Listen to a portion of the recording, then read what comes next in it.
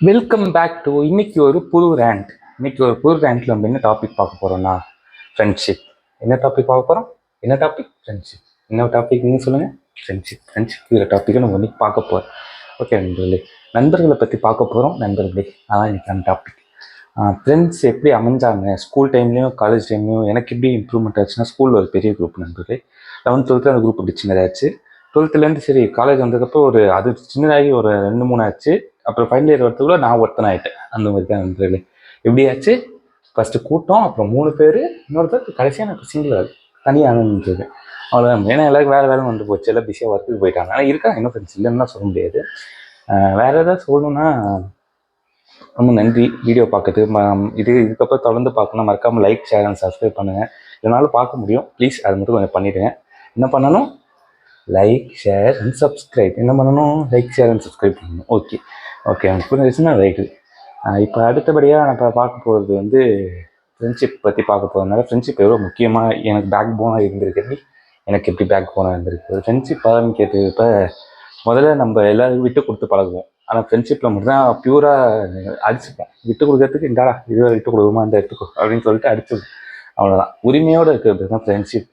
சில பேர் உரிமையே இல்லாமல் இருந்துப்பாங்க. இன்னும் எப்படி இருந்துப்பாங்க? உரிமையே இல்லாமல் இருந்துப்பாங்க. எப்படி இருந்துப்பாங்க? உரிமையே இல்லாமல். அப்படி இருந்தவங்க பேர் தான் ஃப்ரெண்ட்ஷிப்னு சொல்லிட்டு ஊர் ஃபுல்லாக பிடி ஏமாற்றிட்டு இருப்பாங்க. அது அப்படி கிடையாது. ஃப்ரெண்ட்ஷிப்னால் ரொம்ப பியூரான ஒரு விஷயம்.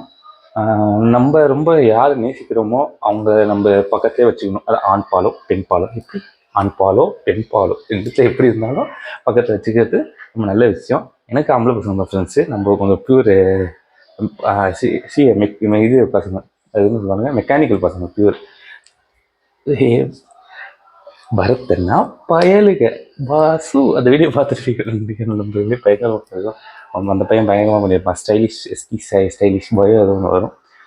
மறக்காமல் அந்த வீடியோவுக்கும் லைக், ஷேர் அண்ட் சப்ஸ்கிரைப் பண்ணுங்க. நம்ம ஒரு டேலண்டடான பையன், நல்லா ரேங்க் பண்ணுவான், பயங்கரமாக பேசணுங்களே.